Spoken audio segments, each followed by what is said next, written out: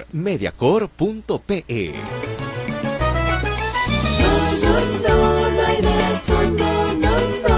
El Instituto de Defensa Legal presenta No hay derecho. Un espacio de noticias, diálogo, debate y participación.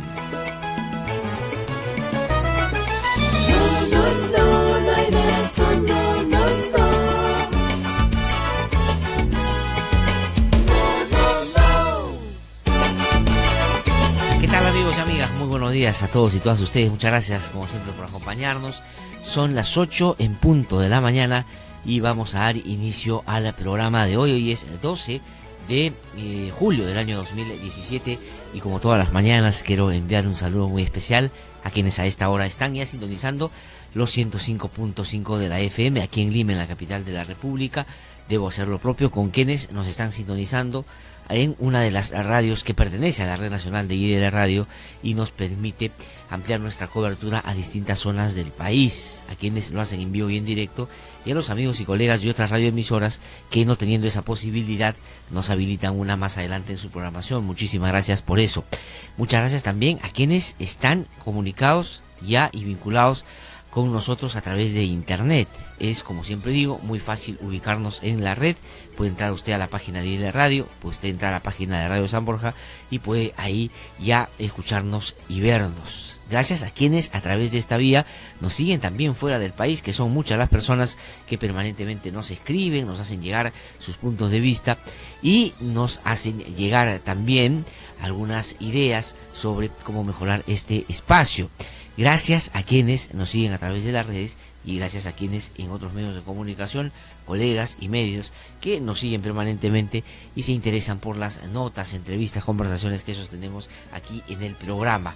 Pero hay hoy día una novedad y estamos muy contentos por eso. Ayer lo anunciamos a través del Facebook y muy rápidamente tuvimos muy buenos comentarios. Es que a partir del día de hoy estamos saliendo en vivo y en directo a través de Facebook. Usted nos va a poder también escuchar o ver a través de esta importante red social que es, como decía ayer cuando lo presentaba, cuando lanzábamos la iniciativa, una iniciativa que surge del pedido, de la insistencia y del reclamo en algunos casos que han hecho muchos de ustedes para poder utilizar esta vía tan importante. Gracias a eso es que el equipo de IDL Radio y Mediacorp se han puesto a trabajar intensamente para poder desarrollar esta alternativa y ahí hemos logrado ya hoy día en su primera emisión sacar el programa a través de esta vía muy importante que vamos a tratar de mantener.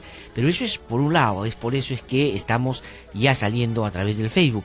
Pero también quiero decir que salimos a través del Facebook porque a través de este medio podemos interactuar de una manera más permanente.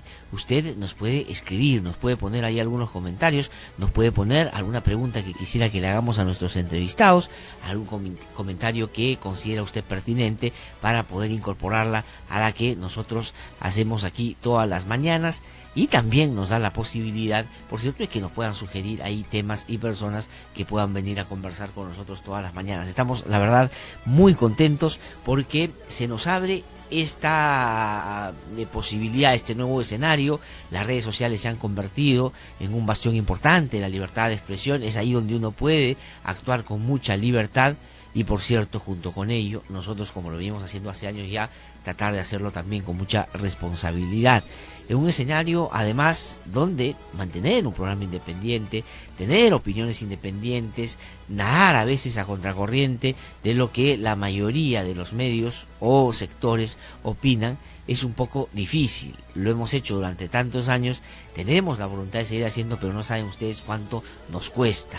Y hemos encontrado en las redes sociales y en el internet un espacio donde podemos nosotros llegar a nuevos sectores. Por eso le pido con mucho cariño, con mucho interés, con mucha humildad y responsabilidad también, que nos ayude a compartir esto. Si a usted le interesa, le gusta el programa, le parece interesante, puede estar de acuerdo o no en los puntos de vista que expresamos aquí todas las mañanas, pero si le parece que este es un espacio que puede alimentar una discusión un poco más profunda sobre los temas que cotidianamente nos afectan y que nos deben, por lo tanto, importar un poco más de lo que a veces nos importan, pues comparta el link, comparta nuestra ubicación, cuéntele a otras personas y así podemos ser un grupo más importante. No para pensar todos iguales, por cierto, porque es una cosa que nosotros criticamos y criticamos abiertamente, pero sí para tener varias opiniones y de esas sacar la propia y tener una mirada un poco más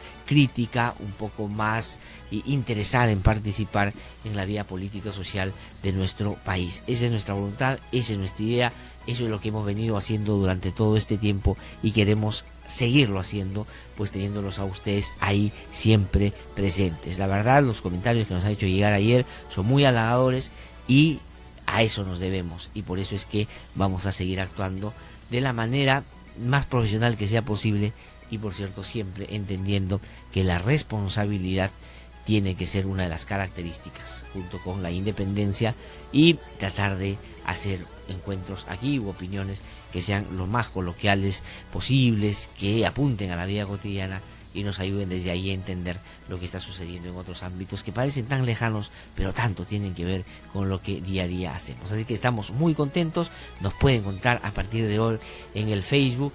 Ya no tiene motivo para no seguirnos. Si no puede verlo directamente o escucharlo a través del Facebook, pues no se preocupe, porque cuando tenga tiempito más adelante, de repente cuando está almorzando, cuando llega a la casa ya un poco más tarde después de sus habituales ocupaciones de la jornada, que por lo general son muy tensas, son muy intensas, pues se sienta y nos escucha y ahí podemos compartir pues estos puntos de vista tan importantes. Muchísimas gracias, la verdad, estamos muy contentos de que esto se haya podido ya llevar a la práctica. Bueno, son las 8:07, me tomaba unos minutos porque era importante poderles contar eso. Vamos a seguir creciendo, luego le vamos a contar otras novedades que estamos trabajando, pero este es muy importante y por lo tanto queremos consolidarla todavía. Gracias por estar ahí, como siempre. Son las 8:08 de la mañana. Bueno, dos temas importantes, bueno, varios, pero hay dos que hoy día concentran los titulares de los medios impresos y los comentarios en las radios, temprano también en la televisión, y anoche veía que el centro eran estas dos noticias. Una del encuentro del presidente de la República, Pedro Pablo Kuczynski, con Keiko Fujimori, lideresa de Fuerza Popular. Nos hemos no solo enterado, sino hemos como confirmado que no solo es la lideresa de Fuerza Popular, sino es la jefe de la bancada en el Congreso de la República. En un arranque de sinceridad, el otro día un parlamentario, que creo que fue el señor Héctor Becerril, dio cuenta de que ella era la que manejaba la bancada y por lo tanto ella es la que, por supuesto, lidera y lleva el punto de vista seguramente de quienes integran esta agrupación política que tiene una representación muy importante en el Congreso. 71 parlamentarios no es poca cosa. Se reunió con el presidente de la República y hablaron, y si uno se deja llevar por las formas, parecería que esta reunión fue un poquito más amable que la anterior. La anterior se veía hasta en los gestos, en las afirmaciones, en los dichos de ambos, que no había mayor convencimiento y que más bien fueron forzados por las circunstancias. Hoy hay solo dos posibilidades: una, que la convicción haya movido a que ellos se encuentren y quieran realmente solucionar los problemas del país y colaborar los unos con los otros, o es que hoy administran mejor los gestos y su presencia en los medios, que no se les ha visto tan tensos, sino más bien un poco distendidos, un poco más relajados y hasta por momentos sonrientes. Ahora, hay que pasar de la forma al fondo, porque está bien que se reúnan. La señora Keiko Fujimori fue con el señor Klimper, que fue su candidato a la vicepresidencia de la República en el último proceso electoral, el único que se le quedó como vicepresidente, porque al otro lo sacaron en plena campaña electoral por dar dádivas, cosa que está por ley prohibidos, y el señor Klimper estuvo muy cuestionado porque se constituyó de un momento a otro en un editor periodístico y pasó un audio, recordarán ustedes, cortado, de alguien que supuestamente desmentía una información en contra del verdadero secretario general de ese partido, que es el señor Joaquín Ramírez, que hoy está un poquito fuera de escena porque ya era demasiado vergonzoso mantenerlo en este cargo. Acudió con él y el presidente de la República los recibió con su vicepresidente, el señor Martín Vizcarra, en un gesto, diría yo, más pensado en la institucionalidad y reivindicando a alguien que hace poco fue severamente criticado por esta oposición, sobre todo fujimorista, y de algunos satélites o de algunos pequeños partidos, pequeños digo en el sentido del número que tienen en el Congreso, pero a veces con más habilidad y mejor manejo que grupos grandes dentro del hemiciclo. Y bueno, conversaron y hablaron de varias cosas. Pero yo quisiera, antes de entrar a comentar brevemente lo que hablaron, y lo que hablaron lo sabemos porque lo contaron al salir, no sabemos qué otras cosas más habrán conversado o ha sido producto o fruto de esta conversación, pero antes de entrar a eso quisiera yo referirme todavía a las formas, pero más tranquilos, un poquito más relajados, se les veía un poquito menos incómodos que la vez anterior, pero la manera como enfocó desde antes la reunión Keiko Fujimori es llamativa. Porque en la carta previa al encuentro, no en la primera donde le pide la reunión, sino en la segunda que le dice que le gustaría ir con un acompañante, lo que Keiko Fujimori dice es que es mejor no establecer un diálogo entre poderes del Estado, sino más bien un diálogo político. Entonces uno puede decir, bueno, diálogo político es lo que efectivamente se reclamaba a gritos, puede existir entre quienes están hoy día claramente confrontados y en una tensión que a veces es inmanejable. Y eso se puede entender, pero cuando se refería a es mejor que no se junten dos poderes o representantes de los poderes del Estado, lo que a uno le llama la atención es a qué concretamente se refería, porque el presidente de la República representa al Poder Ejecutivo, para eso ha sido elegido. Pero Keiko Fujimori, ¿a qué poder representa? ¿No es cierto? Ella no ha sido elegida ni para el Congreso y tampoco para la presidencia de la República, cosa que parece le ha costado entender y que todavía se resiste a creer o a asumir o a interiorizar para poder establecer una mejor relación con el que sí ganó. Ayer parece que ya ha entrado un poquito más a ese convencimiento. Entonces así llegó Keiko Fujimori, alentada y arengada por supuesto por encuestas que le pusieron en el camino, por editorialistas y comentaristas que hacían una loa o apología al encuentro, diciendo que este va a salvar al país, y claro, empujando y contrabandeando otra agenda también que no se ha dicho, fue parte de la conversación, no sabemos si fue, porque no lo dijeron después, pero no sabemos si lo ha sido efectivamente. Y hoy día Carlín en Caricaturas lo reseña de la siguiente manera: están en la puerta de Palacio de Gobierno el señor Pedro Pablo Kuczynski, presidente de la República, y Keiko Fujimori, que no es presidente de la República, no es un poder del Estado, no es congresista. Se están dando la mano, los dos con una sonrisa un poco fingida, pero en fin, un poco más, diría yo, incómodo que la vez pasada. Y Keiko Fujimori, al darle la mano a Pedro Pablo Kuczynski, le dice: como representante de un poder del Estado, yo dialogo con el que dice que ganó las elecciones, cosa que a mí no me consta. Esa fue un poquito la actitud con la que llegó Keiko. Ahora, vayamos a lo que dicen que conversaron. Y bueno, está bien, porque hay algunos temas que son importantes. Son las 8:13 de la mañana, estamos en Hoy Derecho, estamos saliendo a través de Facebook ya a esta hora de la mañana. ¿Qué cosa es lo que dice dijo Pedro Pablo Kuczynski que conversaron con Keiko? Y esto lo resume el Diario de la República de la siguiente manera: estoy seguro que esta reunión tendrá frutos en el futuro, no muy distante, dice el presidente. Aquí se refiere concretamente a que, imagino, intuyo, que van a presentar algunos proyectos, van a desarrollar algunas acciones que van a ser apoyadas por la bancada fujimorista. Así lo debemos entender, si es que finalmente lograron entenderse. Ha dicho Pedro Pablo Kuczynski: hemos hablado de proyectos grandes y pequeños que están en las zonas rurales. Sí, porque este era un reclamo que Keiko Fujimori, no solo las grandes obras, sino las pequeñas. Ahora, ¿qué puede hacer el Congreso para que se pueda poner énfasis a estas obras? No sé si es una cuestión de legislación, o es que el gobierno tiene que ponerle énfasis a eso y tiene que cambiar un poco la ruta que se había trazado, que más bien apuntaba al gran empresariado. Dice Pedro Pablo Kuczynski: el Perú con diálogo puede salir de este ralentamiento económico tan costoso para todos.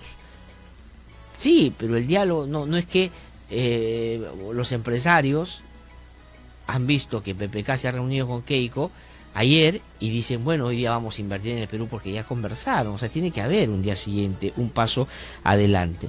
Y abordamos, dice, la reforma del Consejo de la Magistratura, la mejora del sistema judicial y de la Contraloría y de las supervisoras. Eso es lo que ha dicho Pedro Pablo Kuczynski, y no está mal. Pero cuando abordan o van a abordar la reforma del Consejo de la Magistratura, ¿a qué se refiere? Van a impulsar la idea de que se tienen que sacar a todos los miembros actuales, nombrar a uno por un concurso diferente. ¿Cómo va a ser? Habrá que ver hacia dónde avanza esa reforma, porque ese tema está desde la campaña y no se ha avanzado porque ninguno de los dos ha querido. Ahora, ¿qué voluntad va a ser, más allá del encuentro ayer, la que impulse eso, sabiendo que ahí se van a chocar con otros intereses? Pues habrá que ver. Luego se dice que la mejora del sistema judicial. Bueno, ¿qué cosa es lo que concretamente se hará? Eso hay que verlo en el Congreso. Y dice de la Contraloría y las supervisoras. De las supervisoras entiendo que Keiko lo que plantea es que se pongan personas más afines. De hecho, ya pusieron a una en un organismo regulador. Pero dice que hay que reformar la Contraloría. Esa Contraloría que estaba a cargo de Edgar Alarcón, que el gobierno quería sacar y que el fujimorismo defendió hasta el final. Y cuando ya se vio, digamos, cercado, porque no había argumentos mínimos para defenderlo, pues decidió bajarle el dedo a alguien que había defendido y que les había sido funcional en su voluntad política de golpear al gobierno. Eso van a abordar. ¿Cómo lo van a hacer? No sabemos. ¿Qué dijo Keiko? Le he expresado al presidente mi preocupación por la desaceleración económica, el niño costero y el desempleo. Ya que se ha ido a conversar con él para que le diga que no está haciendo nada importante en esos temas, ya se lo dijo antes. Ha pasado de no tenemos presidente al hecho de que estoy preocupada por eso. Bueno, en fin, está cambiando la actitud. Hemos planteado crear la Procuraduría de la República, para lo cual se necesita 87 votos en el Congreso y dice que no les alcanza a los fujimoristas. Miren, la Procuraduría General de la República no va a servir para absolutamente nada.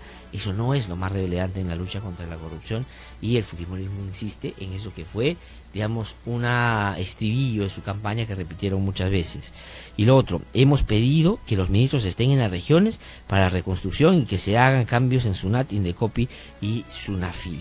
Ya, entonces cambios, hay que buscar otras personas, que los ministros vayan a las regiones. Bueno, pero eso resume, digamos, el encuentro de dos líderes importantes, el presidente y la lideresa más importante de la agrupación que más representación tiene en el Parlamento, y estos son los temas que se están imaginando solamente, o han hablado de otras cosas que no nos han querido decir, como por ejemplo la reforma política. Hubiera sido bien interesante que de ayer, después de eso, salga: hemos decidido que una reforma inevitable es la reforma electoral, la reforma política, y para eso tanto el fujimorismo como el gobierno vamos a apoyar que no se infiltre ningún dinero ilegal a la política.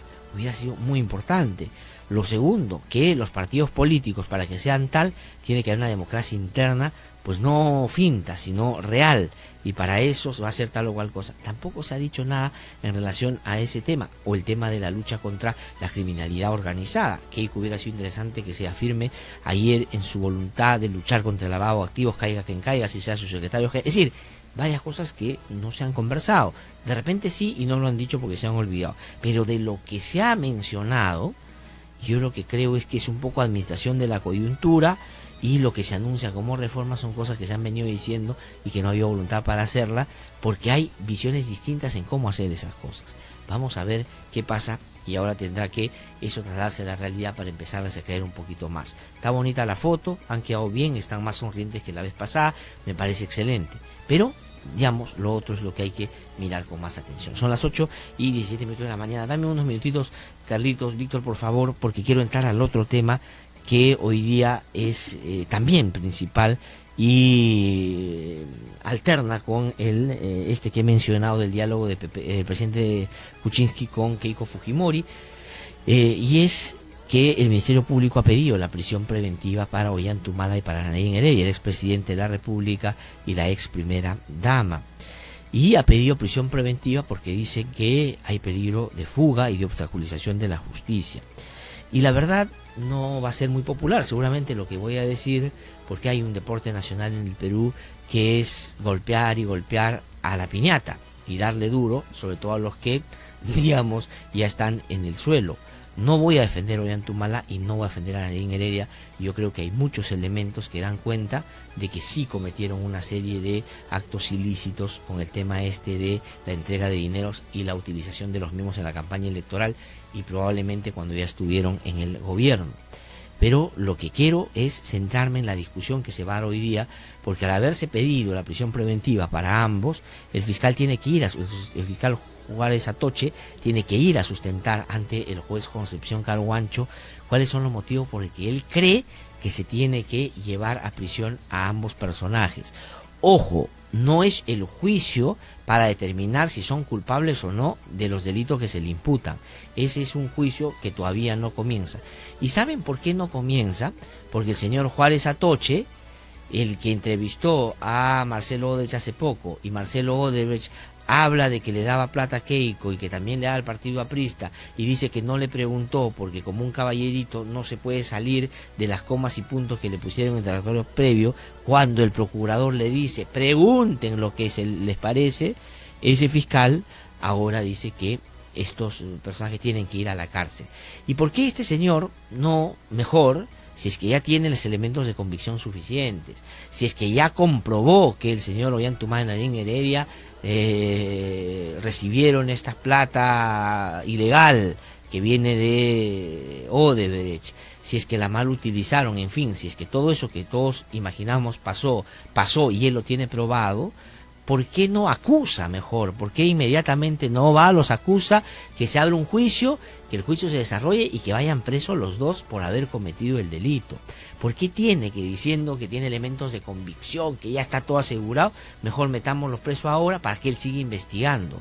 Porque la prisión preventiva no es una sanción, no es un adelanto de pena, sino es solamente para que la investigación se lleve a cabo de manera adecuada y los que están imputados colaboren debidamente. Pero cuando uno empieza a leer el documento que ha emitido el señor Juárez Atoche, o que va a presentar o sustentar el señor Juárez Atoche, pues uno le llama la atención. A ver, ¿qué cosa es lo que al señor Juárez Atoche le parece que son elementos graves que dan cuenta de que el señor Ollantuma y Nadine Heredia pueden fugar del país? Dice que cuando Nadine Heredia, en noviembre pasado, se fue de viaje a fin de ser capacitada para asumir el puesto de directora de la oficina de enlace de la ONU, o de la FAO, perdón, en Ginebra, Suiza, y que ese constituyó un acto de evidente desarraigo domiciliario. Es decir, consiguió un trabajo fuera, se fue a capacitarse, asumió el cargo, y el fiscal dice, esa fue una voluntad de escaparse. Ya, y dice, evidente desarraigo domiciliario. Pero claro, la señora ya renunció a ese cargo, regresó al país y está acá. Entonces, ¿cómo se puede considerar eso como un intento o voluntad de querer irse cuando ha revertido todo lo que podía significar en tanto riesgo, advierte el Ministerio Público? Dice que si bien la ex primera dama informó a inicios de mayo último su decisión de renunciar al cargo de la FAO, esto no impide que el investigado se ausente del país más adelante, sobre todo si puede abandonar Lima sin pedir permiso ni informar a la autoridad judicial sobre ello. Ese es un argumento nuevo para que Nadine Heredia vaya a la cárcel. El otro dice que le entregó un poder a su prima, a Rosa Elena Heredia, para que pueda viajar al interior del país y fuera del país con sus hijas, sin ninguna limitación. Ello, según la fiscalía, dice, connotó el deseo de los procesados de aperturar un espacio de abandono progresivo del país. Si no hay nada contra los chicos y chicas, no podría haberlo, que no pueden viajar con una tía, porque eso significaría ir de a poco huyendo. La verdad, me parece bien ligera la afirmación. Luego dice, la fiscalía dice que aunque se haya revocado el permiso, porque además ese poder que tenía ya se lo quitaron, ya no lo tiene, entonces no hay la posibilidad de que se pueda llevar a las hijas. Ello no cambia, dice la fiscalía, en absoluto la conducta desplegada con la que se incrementó la gravedad del riesgo de fuga. Es decir, no importa que ya no tenga el poder, pero porque a un momento se lo dio, entonces yo tengo que sospechar que se van a escapar. Esos son los fiscales que, oye, de verdad que a mí me llama mucho la atención. Las hijas de Humala, dice, otro punto que Juárez plantea es el viaje que han hecho recientemente las hijas a Estados Unidos. Dice, no obstante a la revocatoria del poder que he mencionado antes, Nadine Heredia y su esposo Ollantuma lograron abrir nuevamente la posibilidad de desarraigar su anclaje familiar en este país, ello tras haber autorizado el viaje de sus menores hijas a fin que salían del país con rumbo a Estados Unidos, conjuntamente con la también procesada Antonia Alarcón Cuba. O sea, decir, cuando fueron a este congreso que ya ellos han comentado. Dice la fiscalía, dice que el viaje hecho por las hijas de Humala y Heredia no se encuentra relacionado con las actividades del colegio al que asisten en Lima. Claro, porque si fuera un encuentro que era para estudiantes, para adolescentes, que se convoca a nivel nacional todos los años. Y eso significa para el Ministerio Público de que tienen una voluntad de fugar la verdad. Refugio, y esto ya es una cosa pues increíble, refugio político en el exterior. Dice, el Ministerio Público dice que los tweets que ha mandado Nadine Heredia, en las que, comillas, porque esto lo dice directamente, pretende victimizarse, tienen un solo objetivo: acceder al refugio político en el exterior. Es decir, porque mandó tweets diciendo que era una persecución política, ya, entonces después va a pedir el tema del refugio político, la verdad, con esos argumentos. Yo no digo que no tengan responsabilidad, yo creo que sí la tiene, pero que el señor acuse, que vayan a juicio y que en el juicio digan, ya tenemos todas las pruebas, y que vayan presos. Pero ahora, forzar, además, cuando hace pocos meses han discutido prisión preventiva sobre los dos y el Poder Judicial dijo que no correspondía, pues ahora va a haber cuidado, porque, digamos, la justicia tiene que aplicarse en correspondencia con lo que la ley establece, la Constitución plantea, no porque a uno le parezca antipático y no le gusten estos políticos, pues tiene que ir presos, cuando sobre todo hay un trato VIP con otros que con control remoto manejan las cosas desde otros países, y hay que tener muchísimo cuidado con eso. Yo no defiendo a los dos de los hechos que se les atribuye, eso no lo puedo hacer porque yo creo que cada vez hay más elementos, pero sí me parece que un Estado constitucional de derecho, el debido proceso tiene que aplicarse a todos, le guste o no lo guste, a quienes hoy día arengan a favor de este tipo de justicia, cuando callaron en todos los idiomas, cuando violaban derechos humanos, cuando robaban, cuando se generaban actos contra los propios medios de comunicación en la época que otros gobernaban. 8:26, una pausa y regresamos un instante. No hay derecho,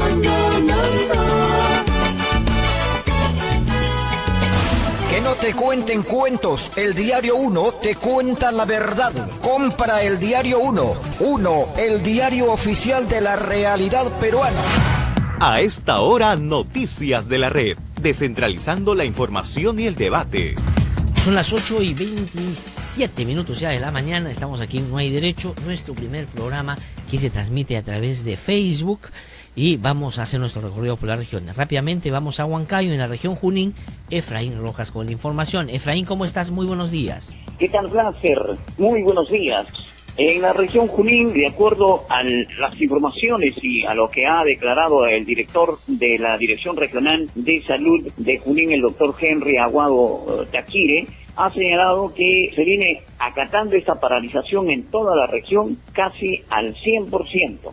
Sin embargo, algunos pacientes que se encuentran en las inmediaciones del Hospital del Carmen y Carrión dijeron de que algunos médicos estaban atendiendo en consultorios externos. El panorama es de que los pacientes, especialmente que son de emergencias, no tienen ningún problema, tienen un piquete especial de médicos, tanto en el Hospital del Carmen y Carrión de la provincia de Huancayo, los mismos que inmediatamente hacen las atenciones respectivas. Desde Huancayo, para IDL Radio, Efraín Rojas. Gracias, Efraín, por esa información desde Huancayo, en la región Junín. Vamos a irnos rápidamente a Huaraz, en la región Ancash. Nuestro colega y gran amigo Walter Salazar está ya en comunicación con nosotros. Walter, ¿cómo estás? Muy buenos días. Saludos a la Audiencia Nacional de Información desde la capital ancashina. La Fiscalía Adjunta del Cuarto Despacho de la Fiscalía Anticorrupción de Funcionarios de Huaraz, a cargo de la doctora Delia García Reyes, inició un proceso de investigación a la construcción de la infraestructura del Colegio de Alto Rendimiento del distrito de Catac, provincia de Recuay. García Reyes informó que la intervención fiscal se realizó con la asistencia de técnicos para verificar el avance del proyecto a la fecha. Dijo que se puede constatar que varios pabellones, el laboratorio, los servicios higiénicos y biblioteca aún no están concluidos. La representante del Ministerio Público consideró que en estos momentos la obra ya debería estar concluida. A la vez, el fiscal Steve Olortegui intervino al gobierno regional de Ancash con el recojo de documentos relacionados a la obra del Colegio de Alto Rendimiento de Catac para poder informarse sobre los avances de carácter físico-financieros y verificar si tiene relación con la obra. Desde Huaraz, Walter Salazar Asensio. Muchas gracias, Walter, por esa información desde Ancash, específicamente desde Huaraz. Y vamos a terminar esta mañana nuestro recorrido en Ayacucho. Mario Celida Goya, colega gran amigo, está ahí en comunicación con nosotros. Mario, ¿cómo estás? Muy buenos días. Muy buenos días a la gran red IDL Radio. Esta es nuestra información desde la ciudad de Ayacucho. Ayer martes 11 del presente mes en esta ciudad se llevó a cabo la reunión multisectorial conformada por instituciones públicas y privadas contra la trata de personas, en la que el departamento de Ayacucho lamentablemente se encuentra ubicado en el cuarto lugar de este flagelo. Esta reunión acordó lo siguiente: realizar una campaña de Corazón Azul, el cual está programado para el 30 de julio, a fin de tomar las medidas, sobre todo sensibilizar a la población contra este flagelo. Por otra parte, se designó la cooperación del Comité Técnico para la elaboración Plan Regional contra la Trata de Personas 2018 al 2022. Además, se solicitará un presupuesto para el fortalecimiento de capacidades en las 11 provincias del departamento de Ayacucho, a fin de emprender campañas contra la trata de personas. Desde Ayacucho, reportó Mario Seita Goya. Muchísimas gracias, Mario, por esa información desde la región Ayacucho. Son las 8:30 de la mañana. Vamos a ir a una pausa y cuando regresemos vamos a conversar con el ex fiscal de la Nación, José Antonio Peláez Bardales, que ha publicado un importante libro, que tiene que ver con el juicio que se le siguiera a Alberto Fujimori, el juicio del siglo, que ha sido presentado el día de ayer, y él nos viene a contar no solo de qué se trata, sino hablar sobre las discusiones actuales en relación a ese juicio, y vamos a aprovechar su presencia también para conversar, por cierto, sobre otros temas. Así que ya volvemos. Estamos transmitiendo en el 105.5 de la FM, aquí en Lima, la capital de la República. Estamos transmitiendo a través de internet en la página de Radio y Radio San Borja. Estamos transmitiendo a través de un grupo importante de radioemisoras en distintas zonas del país, y a partir de hoy y de aquí en adelante también en vivo y en directo a través del Facebook. Así que ya regresamos.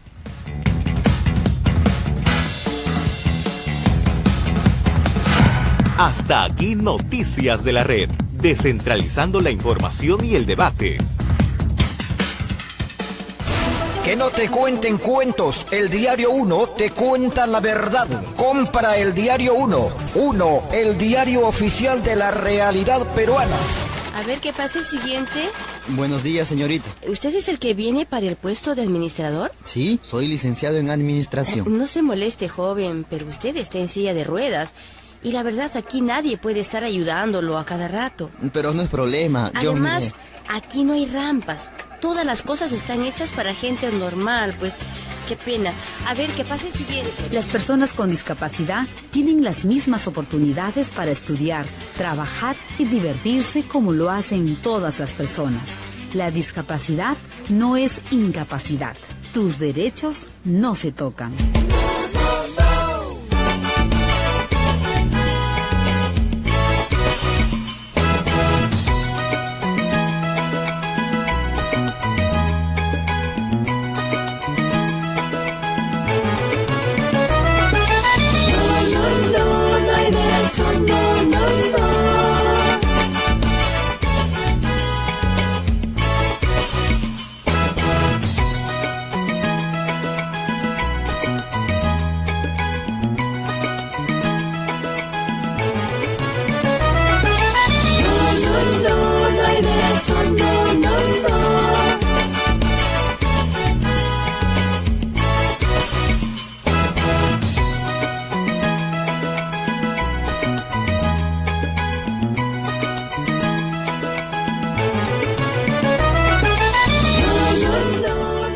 Son las 8:33 de la mañana. Estamos de vuelta aquí en No Hay Derecho. Lo anuncié antes de irme a la pausa. Está ya aquí en nuestros estudios el doctor José Antonio Peláez Bardales, que fue, como ustedes saben, fiscal supremo, pero fue también fiscal de la Nación, y participó en el, efectivamente, juicio a Fujimori, que fue el juicio del siglo. Yo coincido con eso también, y que hoy se estudia en distintas facultades de Derecho en el mundo, porque no solo hace un contraste muy claro entre lo que es una democracia y una dictadura. Las democracias juzgan respetando el debido proceso, las dictaduras abusan del ejercicio del poder y no lo hacen, sino que además un juicio sobre graves crímenes contra los derechos humanos y corrupción, que fue respetando de manera muy rigurosa el debido proceso, un juicio que fue además muy abierto de acceso para cualquier persona, porque se transmitía a través de los medios de comunicación, y fue, por cierto, por lo que se discutió ahí, histórico también en lo que terminó siendo su sentencia final. Doctor José Antonio Peláez Bardales, un gusto saludarlo, muy buenos días. Muy buenos días, Gláser. Para mí también es una satisfacción y un gusto enorme volver nuevamente a tu radio. Sí, pues no nos hemos encontrado hace bastante tiempo, pero bueno, sí. Aprovecharemos para conversar varios temas. Claro. Solamente quiero mostrar que ahora estamos saliendo en vivo también. El libro se llama El juicio del siglo, el caso Fujimori, igualdad ante la ley. Creo que ese es el mensaje principal, José Antonio Peláez Bardales. Solamente quiero decir, antes de empezar a hablar, ¿y esto dónde lo pueden adquirir las personas que quisieran? ¿Está a la venta en las librerías, me imagino? Va a estar ya seguramente en el transcurso de esta semana en Crisol, en la cadena de Crisol de las librerías, y también se va a vender en la feria de libro, que empieza ya próximamente. Sí. Ah, bueno, es una buena. Y ayer ha sido la presentación, ha sido en el Centro Cultural de la Universidad Católica, y lo han presentado Antero Flores Arauz y Aníbal Quiroga, nada menos dos importantes juristas de nuestro país. Bueno, entremos a conversar, digamos, sobre el libro, pero sobre el juicio, por supuesto, claro, ¿no? ¿Cuál es el mensaje principal de este libro? Es decir, resume esto de igualdad ante la ley, digamos, es la premisa con la cual, digamos, ustedes entraron al juicio porque tenían un encargo tremendo, era un expresidente de la República que había tenido mucho poder y estaba en sus manos probar crímenes que son difíciles de probar además. Sí, cuéntenos un poquito a partir del libro y entramos al caso, por supuesto. Correcto. Tú lo has resumido muy bien. Igualdad ante la ley es el título que inicialmente iba a llevar el libro, pero después, por razones de editorial, se puso El juicio del siglo, pero el título sigue conservándose, Igualdad ante la ley. ¿Por qué? ¿Qué cosa quiere significar este principio? Que todas las personas, todos los ciudadanos aquí en el Perú, y debe ser en el mundo también, son y deben ser juzgadas con las mismas leyes con las que son juzgadas todas las personas o todos los ciudadanos, en este caso peruanos.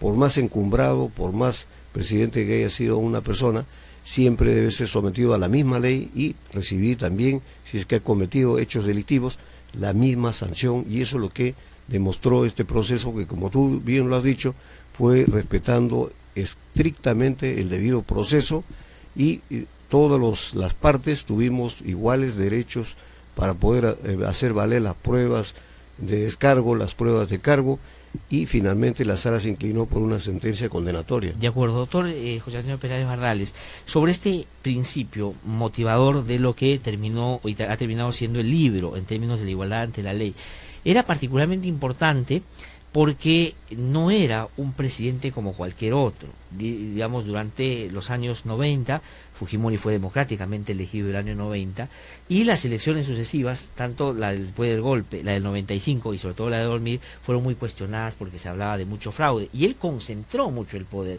En un país como el nuestro, que es presidencialista, ya el presidente tiene mucho poder, pero él generó, digamos, un manejo del Estado que era, digamos, muy hecho a su medida. Sí. En ese sentido, ese juicio, frente además a un cambio de régimen político, de un gobierno autoritario a una democracia, era mucho más histórico en términos de lo que había que hacer en ese juicio. ¿Cómo se organizó el Ministerio Público? ¿Cómo usted llega a ser el fiscal? ¿Cómo es que se arman los equipos? ¿Y cómo es que se enfrentan a efectivamente todos los poderosos que en ese momento todavía estaban reacomodándose? Sí, bueno, realmente cuando se produjo la llegada del señor Fujimori a Chile, a Santiago de Chile, inmediatamente las procuradurías, la fiscalía, el Poder Judicial se pusieron en marcha para efectos de lograr la extradición de este procesado que estaba con orden de detención. Entonces, ese proceso de extradición casi o aproximadamente duró 2 años en Chile. Finalmente, a mérito de un dictamen de la doctora Mónica Maldonado, que fue la fiscal chilena, que encuadró debidamente los hechos en la figura en la teoría de la autoría inmediata, que ya venía además desde las comisiones del Congreso de acá de Perú. No era una figura nueva o una teoría nueva. Claudio Roxin había planteado esto en 1936, y el hecho es que ya la figura la habían entendido y llegó a Chile bajo esas premisas, y la Corte Suprema de Chile ya fue precisando o delineando, delimitando con mayor claridad qué cosa significaba esto de la autoría mediata, ¿no? Ahora, entonces, Por no dominio. es verdad o cierto como algunos sostienen, sobre todo quienes defienden a Fujimori, no solo legal sino políticamente, de que el tema de la autoridad mediática fue una invención en el Perú de unos jueces para tratar de, por el odio que le tenían a Fujimori, meterlo a como diera lugar. Aquí en el Perú ya la Comisión Estrada, la Comisión Tausen también delinearon y delimitaron que esto podía ser una coautoría o una autoría mediata. Y no olvidemos que el año 1991 el Código Penal vigente hasta ahora ya concibió la figura de la autoría mediata con inspiración de Klaus Roxin, ¿no? La inspiración alemana, la corriente alemana, que probablemente vino desde el doctor José Hurtado Pozo, claro, que es el que ha hecho estudios y sigue trabajando en universidades de Alemania. Entonces, cuando ya Chile fija esta posición y concede por unanimidad en los casos de Barrios Altos, Cantuta y los secuestros, ¿no?, la extradición y otros delitos más, es que aquí llega el proceso y yo soy designado, por ser el fiscal menos antiguo, como fiscal encargado del caso Fujimori. Y yo me hice de un equipo, y en ese caso tengo que resaltar, y lo hago acá, resalto la figura del doctor Abelino Guillén, que trabajó estrechamente en ese grupo, y conformamos un equipo de fiscales jóvenes, de fiscales que ahora ya son fiscales titulares. Ajá. Y entonces armamos un equipo muy cohesionado, que nos permitió llevar adelante este proceso, que fue realmente un reto enorme para la Fiscalía. Y doctor, sería bueno que nos cuente ahí cómo es que escogieron ese equipo, ¿no es cierto? Porque el caso usted nos está contando, a usted le tocó el caso, ¿no es cierto? Sí. Y finalmente tuvo que, ya frente a ese encargo, ver cómo hacía, porque no solo tenía uno que llevar un caso ya complejo, por, digamos, la probanza que hay que hacer en delitos tan graves como estos, sino también porque pues, Alberto Fujimori es y fue en ese momento un personaje político, entonces iban a encontrarse con una defensa política. Los medios de comunicación estaban partidos a favor y en contra de siquiera juzgarlo, en fin, había todo. ¿Cómo se arma el equipo? El equipo básicamente se fue conformado con personal, con fiscales y auxiliares de la propia fiscalía, la primera fiscalía que estaba a mi cargo. Al único que incorporamos de otra fiscalía fue el doctor Guillén, ¿no?, que formó parte del equipo, pero la mayor parte digamos que casi el 99% eran fiscales de la primera Fiscalía Suprema Penal, que trabajaban conmigo. Que tenía usted exactamente. A su cargo, claro. En ese momento. Lógicamente que tuvimos que hacer uso de una serie de fuentes doctrinarias, de jurisprudencia, que nos permitieran pues trabajar y salirnos de la rutina, porque los casos que teníamos ahí eran de casos comunes, que no exigían mayor estudio, mayor análisis y tampoco fundamentación. Este fue un caso al que lo dedicamos prácticamente el 100% del tiempo y las 24 horas del día. Sí, y en el caso de lo que la Fiscalía llevaba como el planteamiento del caso, es decir, la teoría del caso, porque, y esto para nuestros oyentes que de repente no están tan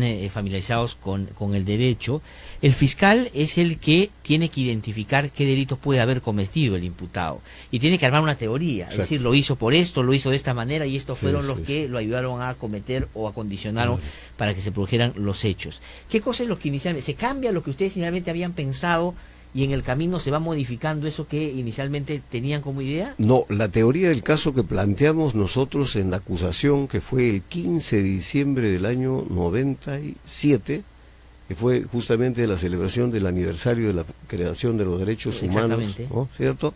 Fue la teoría del caso que planteamos, fue en el sentido de que había habido una organización dentro del aparato estatal, ¿no?, que se dedicó a llevar a cabo una guerra sucia, una guerra de baja intensidad, y que esto tuvo el asentimiento de las más altas autoridades del Estado, y concretamente del señor Fujimori.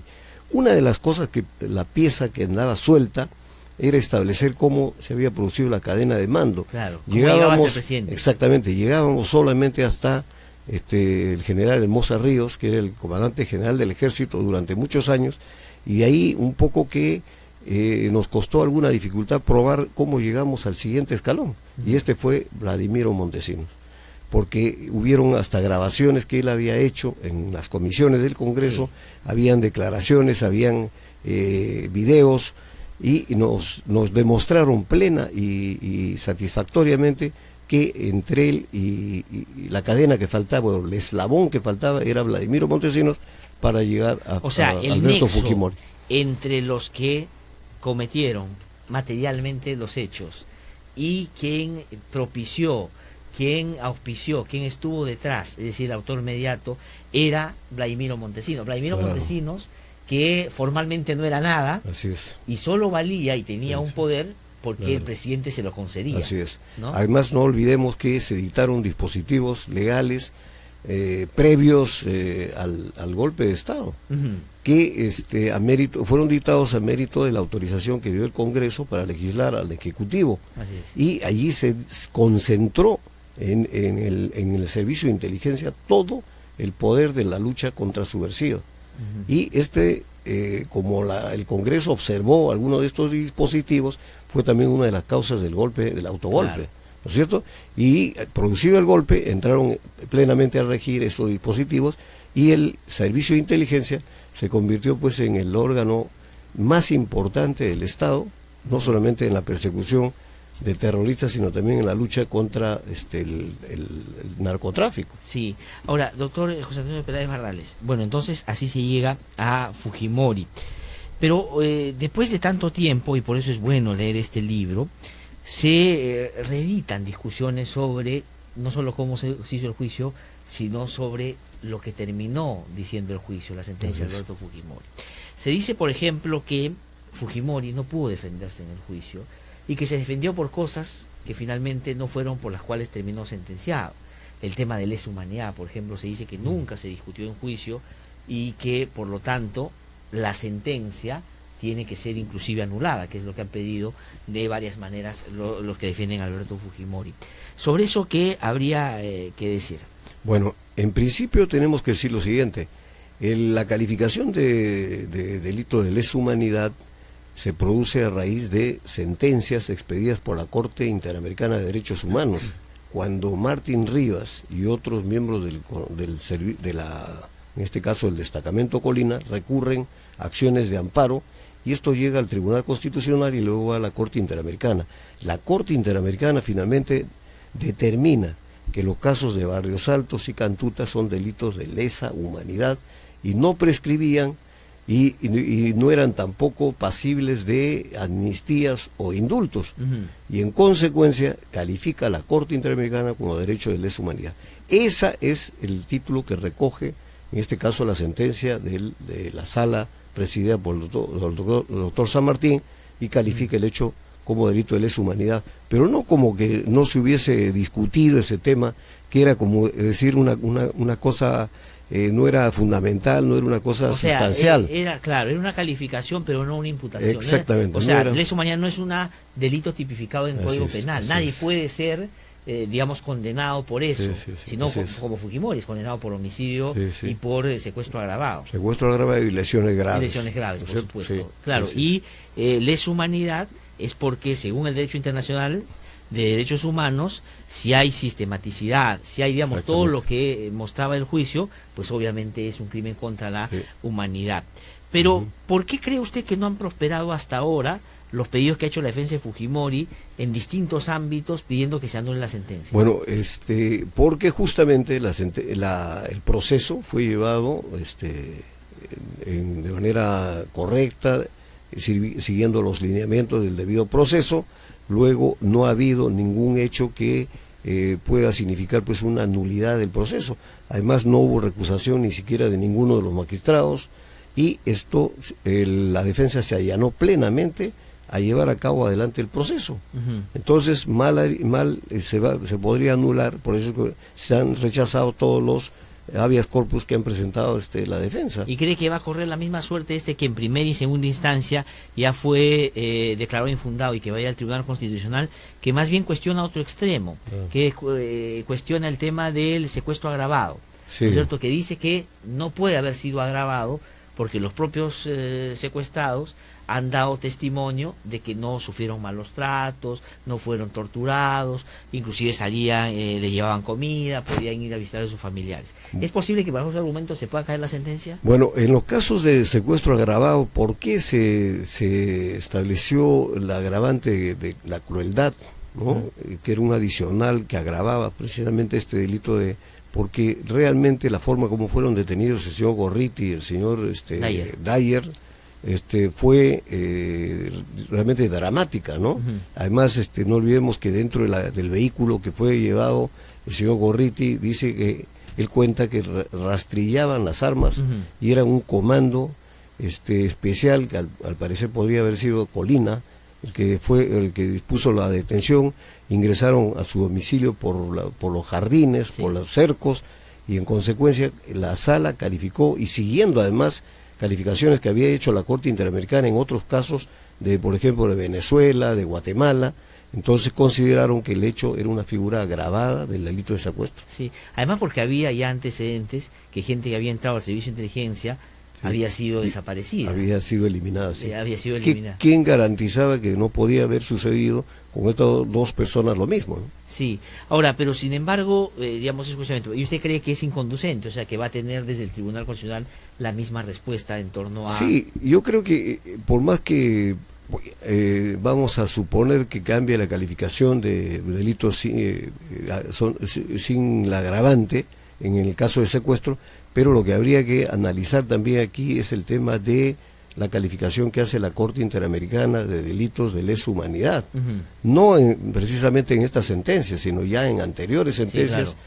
Sí, claro. Del caso Barrios Altos y Cantuta, los ha calificado como lesa humanidad, y como sabemos, en esos delitos la Corte es muy clara en afirmar que no procede el indulto. De acuerdo. ¿No es cierto? Sí, o sea que no hay amnistía. Entonces usted cree que, porque quiero salir de la discusión más legal en términos de que hay un recurso corriendo ante el Tribunal Constitucional, pero usted cree que en materia política el argumento hay que sacar a Fujimori para reconciliar al país no es válido en términos de una sentencia como la que se le dictó a Alberto Fujimori? Sí, yo creo que por ahí no pasa la composición política del Estado. Yo creo que aquí lo que tiene que hacer es lo que han hecho ayer, reunirse, conversar, pero no poner condiciones, ¿no? Y llevar a cabo una situación de concertación para que haya una gobernabilidad, pero de ninguna manera podemos cuestionar, creo que hechos que están debidamente ya consignados en una sentencia firme. Ajá. ¿No? Además en doble instancia. En doble instancia. Porque esto no se dice.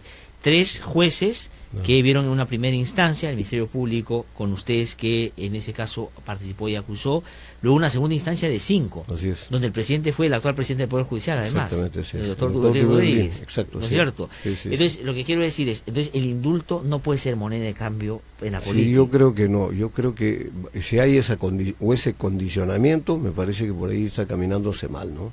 Y si es que le dieran el indulto a Fujimori, legalmente o internacionalmente, ¿cómo sería visto un país que más bien logra, como dice el libro, hacer el juicio del siglo y años después logra deshacer lo que había conseguido? Sí, justamente ahí tendría seguramente la Corte Interamericana que emitir un pronunciamiento, ¿no?